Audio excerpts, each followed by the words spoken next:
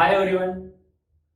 So friends, today in our second lecture, we are going to start our syllabus. We are going to start our lecture series with physics. In our first lecture, we discussed about how to study physics or how to study science, and on the day one only, I have told you that physics is the subject which goes with imaginations. आपकी कल्पना शक्ति जितनी strong होगी, उतना strong आपका physics बनेगा. So please remember whatever I am explaining to you, try to imagine it in your own. So today we are going to start with a very good chapter and very essential chapter.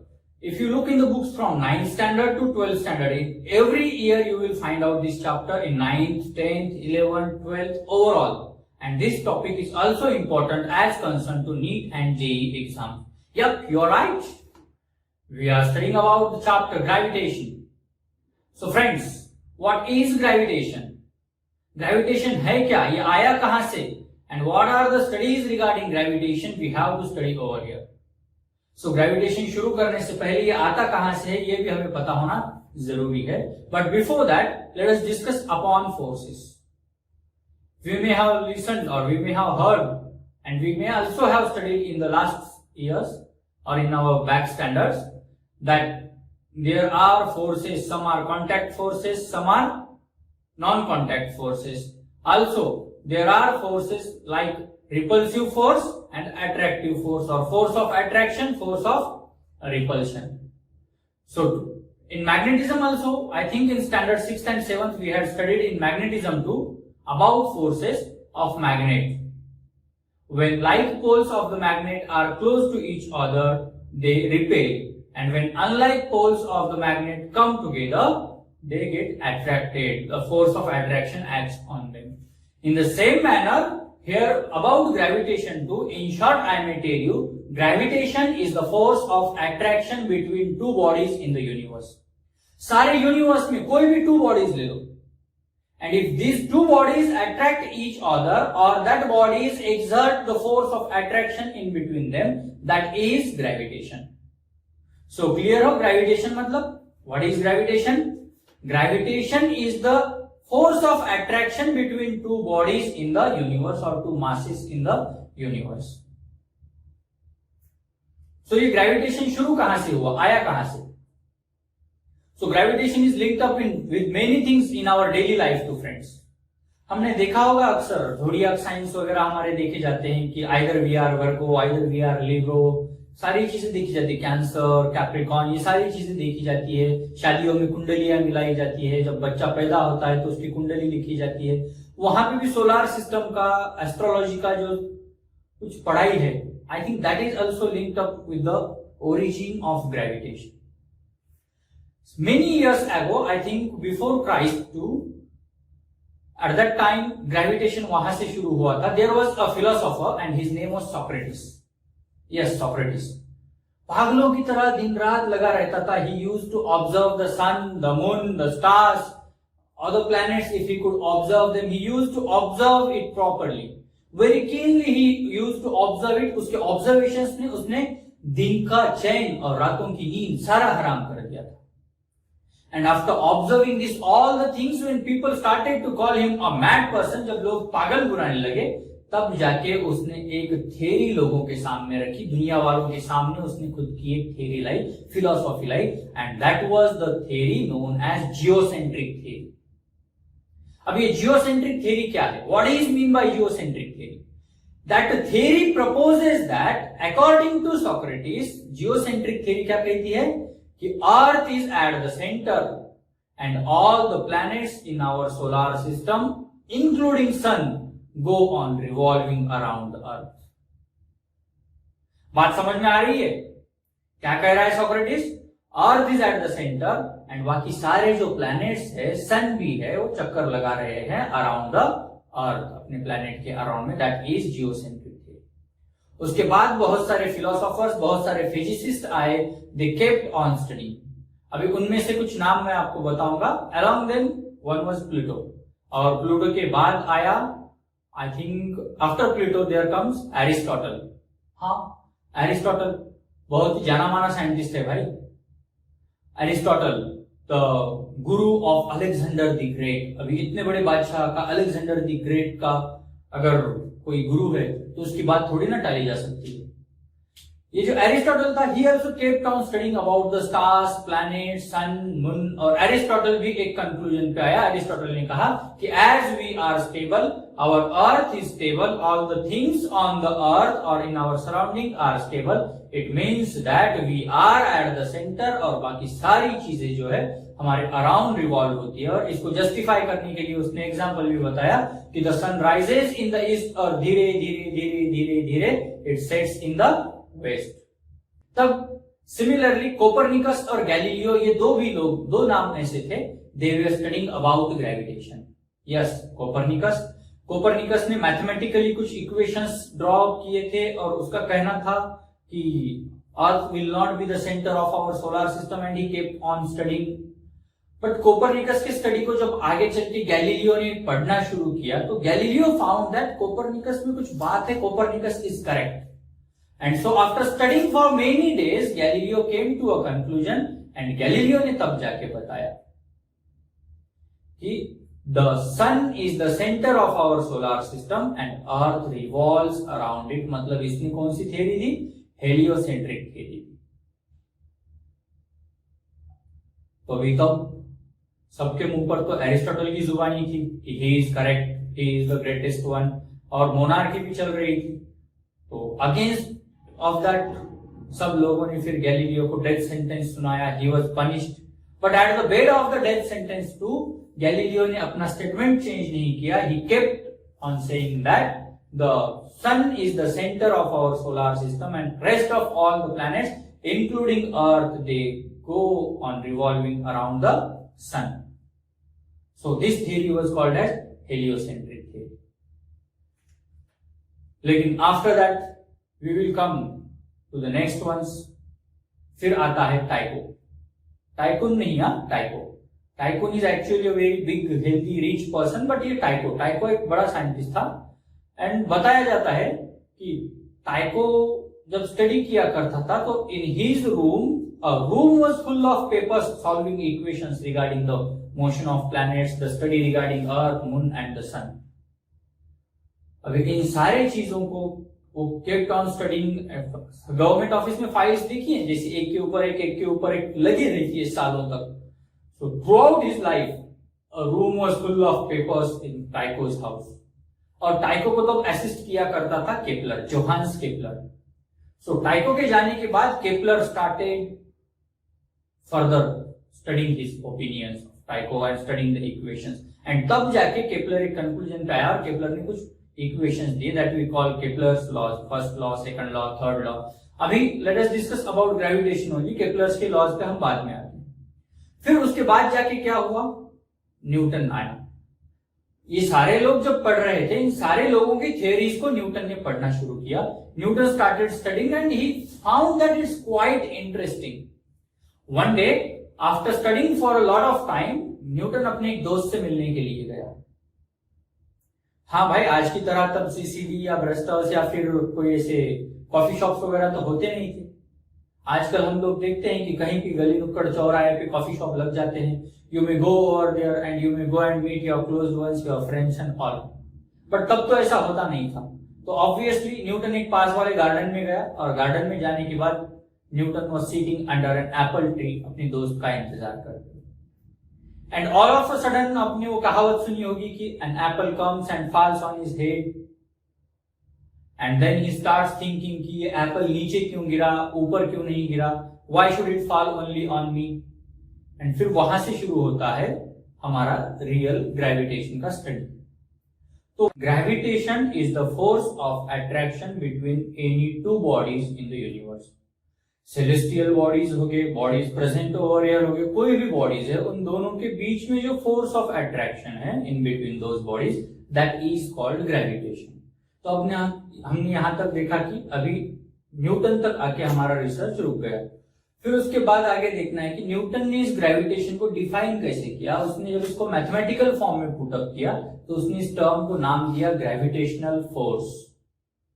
अभी force, सबसे पहले force का मतलब जानते हैं। Force क्या होता है? Mass into acceleration. जब कोई भी बॉडी है, उस बॉडी को पर्टिकुलर मास है और उसको आप एक्सेलरेट कर रहे हो यानी कि फोर्स अप्लाई कर रहे हो, तो now let us study about gravitational force. Then what is gravitational force? So सबसे पहले हमें उसे लर्न करने से पहले जानना होगा कि suppose that there are two bodies. Suppose this is the body M1 mass having mass M1 and this is the second body having mass M2. अब ये दो बॉडीज है, क्या इन दो बॉडीज के बीच में फोर्स ऑफ अट्रैक्शन है? जी हाँ, बिल्कुल हो सकता है। सो अभी इसको ग्रेविटेशनल फोर्स के टर्म में डिफाइन कैसा करना है? भाई मैंगो देख के हलचल मत मचने देना, आपके फ्रिज में पड़ा होगा, लेक्चर खत्म होने के बाद जाके आराम से आनंद उठाना। Now just pay attention over here. Suppose that this is the body of mass M1 और the second body of mass M2। अब इन दोनों को मैंने सेपरेट किया है बाय अ डिस्टेंस d। जब मैं ग्रेविटेशनल फोर्स की बात कर रहा हूं तो ग्रेविटेशनल फोर्स को मैं दो स्टेटमेंट में बोलूंगा। Gravitational force is directly proportional to the product of the masses. अब ये जो दो मासेस है, मास M1 एंड मास M2, इन दोनों के प्रोडक्ट को डायरेक्टली प्रोपोर्शनल कौन होगा? Gravitational force. डायरेक्टली प्रोपोर्शनल समझते हो? हाँ, बराबर है। प्रोडक्ट जैसे कि हम बोलेंगे एक क्वांटिटी बढ़ेगी तो दूसरी अपने आप इंक्रीज होगी। जैसे मान लो कंजम्पशन ऑफ इलेक्ट्रिसिटी, अभी समर सीजन है, एसी या कूलर्स तो ऑन हो गया आपके, आप जितना ज्यादा इलेक्ट्रिसिटी कंज्यूम करोगे उतना आपका इलेक्ट्रिक बिल बढ़ेगा। In the same manner these bodies mass M1 and M2, these both the bodies, as the mass increases gravitational force between them will definitely increase। ये हुआ पहला पार्ट हमारे ग्रेविटेशनल फोर्स की definition का। अभी second part, gravitational force is inversely proportional to the square of distance between. अभी consider कर लो कि मास M1 मास M2 दोनों के सेंटर से एक लाइन ड्रॉ की है, दोनों सेंटर्स को जोड़ने वाली जो लाइन है वो है that is the distance between them, जिसे मैंने डी से कहा था। Okay, that's it. तो फिर अभी जो ग्रेविटेशनल फोर्स होता है that is inversely proportional to the square of distance between them. जो डिस्टेंस है उस डिस्टेंस का आप स्क्वायर ले लो, जितना ज्यादा डिस्टेंस होगा उतना कम ग्रेविटेशनल फोर्स होगा, और जितना कम डिस्टेंस होगा उतना ज्यादा ग्रेविटेशनल फोर्स होगा। That means inversely proportional. Inversely समझते हो? जिसे हम कहेंगे अपॉन। मान लो जैसे कि अभी आपके घर में जैसे आपकी उम्र बढ़ती जाएगी, आपके क्लास बढ़ते जाएंगे, आप 10th से 11, 12 जैसे आगे आगे ट्रेवल जाओगे वैसे वैसे आपके पापा की सेविंग्स क्या होगी? कम होती जाएगी। That means that is inversely proportional. So I mean to say gravitational force is inversely proportional to the square of distance between the two masses. फिर अभी हमें इन दोनों को एक इक्वेशन में पुट अप करना है, तो अभी आपको स्क्रीन पे दिखाई देता होगा G is directly proportional to mass M1 into mass M2, that means product of the masses, equation number 1। फिर आगे देखते हैं इक्वेशन नंबर 2 की ओर। Gravitational force is inversely proportional to, किसको इनवर्सली प्रोपोर्शनल है? Force square of distance between them. दो masses के बीच का जो स्क्वायर ऑफ डिस्टेंस है उसे मैं लिखूंगा 1/d²। ये हुआ मेरा इक्वेशन नंबर 2। अभी मैं दोनों टर्म्स को एक साथ पढ़ना चाहता हूं, दोनों को एक साथ इक्वेशन में रिप्रेजेंट करना चाहता हूं। That would be force is proportionally, proportionality का साइन आएगा मास M1 into mass M2 upon r²। ये हुआ हमारा एक स्टेटमेंट जो अभी हमने बताया। लेकिन भाई जब कभी भी हम फोर्स देते हैं तो हमें we have to give it in a constant term, in a constant manner. और जब कभी हमें कांस्टेंट लेना है तो प्रोपोर्शनलिटी का साइन जाके स्क्रीन पर आपको दिखता होगा। F is equal to mass M1 M2 upon d² into constant दिखाई देगा, या इसे आप ऐसे बोल सकते हो F is equal to constant into M1 M2 upon d²। अभी हम जब ग्रेविटेशनल फोर्स की बात कर रहे हैं तो हम ग्रेविटेशनल कांस्टेंट G लेंगे। So therefore we get the formula F is equal to G into M1 M2 upon d²। अभी इसमें बताना पड़ेगा where G is the gravitational constant, mass M1 the mass of the first body, M2 mass of the second body, D is the distance between the two masses from their centre. तो ये हुआ हमारा formula. Now let us study some properties of gravitational force. ये जो gravitational force है इसकी कुछ properties देखते हैं। फॉर्मूला में जो हमने देखा G मैंने आपको बताया ग्रेविटेशनल कांस्टेंट, लेकिन याद रखना G is the universal constant too, G की वैल्यू कहीं पर भी चेंज नहीं होती है। अभी हम प्रॉपर्टीज की बात करने वाले थे, तो about the properties, first thing, gravitational constant और the value of G remains same all over the universe. कहीं पर भी जाओ आप, ग्रेविटेशनल कांस्टेंट G की वैल्यू सेम रहेगी, उसमें कोई चेंज नहीं होगा। Then the second thing, gravitational force is the weakest force in nature.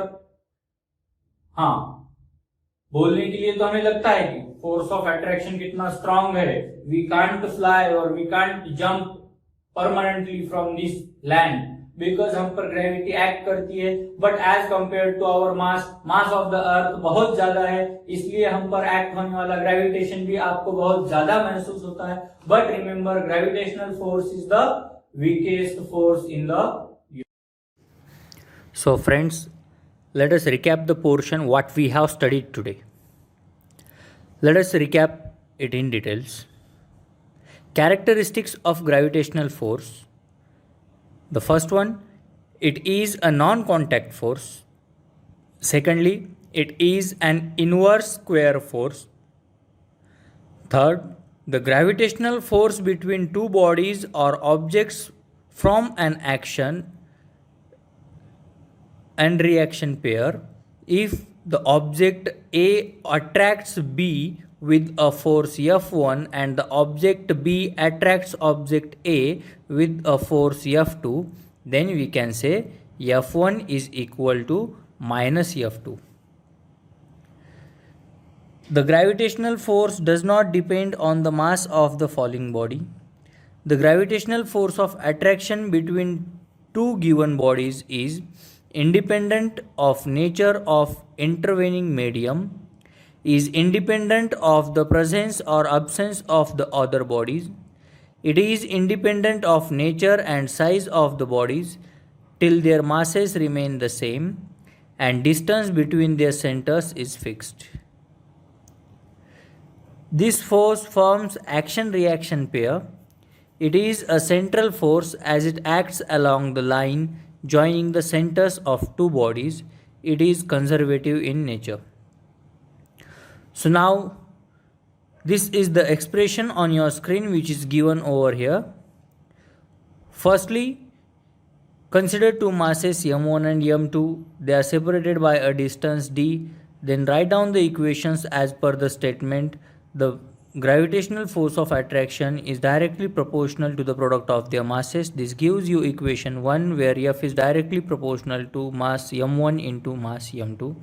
Then the second one, force is inversely proportional to the square of distance between them, where F is inversely proportional to d square, that which is given here as equation number 2.